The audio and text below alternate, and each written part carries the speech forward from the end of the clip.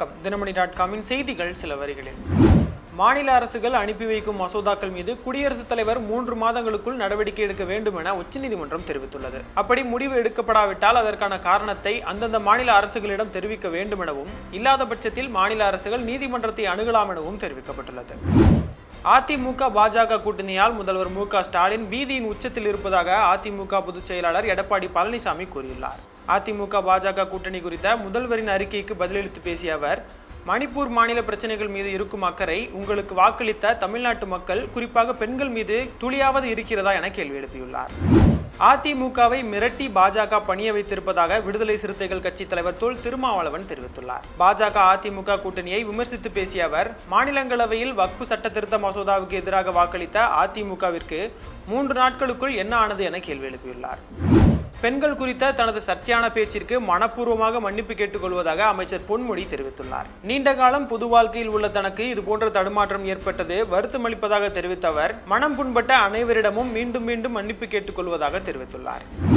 அதிமுக பாஜக கூட்டணிக்கு இபிஎஸ் தான் தலைவர் என்றால் மேடையில் மௌனசாமியாக அமர்ந்திருந்தது ஏன் என மதிமுக பொதுச் செயலாளர் வைகோ கேள்வி எழுப்பியுள்ளார். நேற்றைய நிகழ்வில் பாஜகவின் எடுபிடி போலதான் அதிமுக இருந்ததாக விமர்சித்து பேசிய அவர், இந்த கூட்டணியோடு மேலும் சில கட்சிகள் இணைந்தாலும் திமுக தான் வெற்றி பெறும் என நம்பிக்கை தெரிவித்துள்ளார்.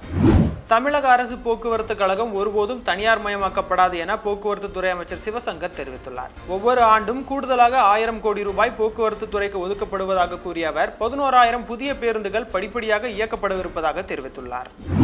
ஏப்ரல் 18ஆம் தேதி வரை தமிழகத்தின் ஒரு சில இடங்களிலும், புதுவை மற்றும் காரைக்கால் பகுதிகளிலும் இடி மின்னலுடன் கூடிய லேசானது முதல் மிதமான மழை பெய்ய வாய்ப்புள்ளதாக சென்னை வானிலை ஆய்வு மையம் தெரிவித்துள்ளது. ஏப்ரல் 14 வரை தமிழகத்தின் அதிகபட்ச வெப்பநிலை ஒரு சில இடங்களில் 2 முதல் 3 டிகிரி செல்சியஸ் இயல்பை விட அதிகரிக்கக்கூடும் எனவும் தெரிவிக்கப்பட்டுள்ளது.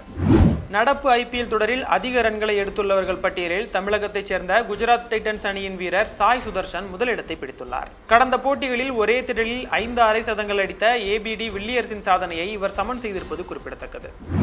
நடிகர் சூர்யா நடிப்பில் உருவாகி வரும் ரெட்ரோ திரைப்படத்தின் 3வது பாடலை படக்குழு இன்று வெளியிட்டுள்ளது. தி ஒன் என பெயரிடப்பட்டுள்ள இந்த பாடலுக்கு சந்தோஷ் நாராயணன் இசையமைத்துள்ள நிலையில் படம் மே 1 வெளியாக உள்ளது குறிப்பிடத்தக்கது. தினமணி.com செய்திகள் சில வரிகளில் நிறைவடைந்தது. மீண்டும் சந்திப்போம். வணக்கம்.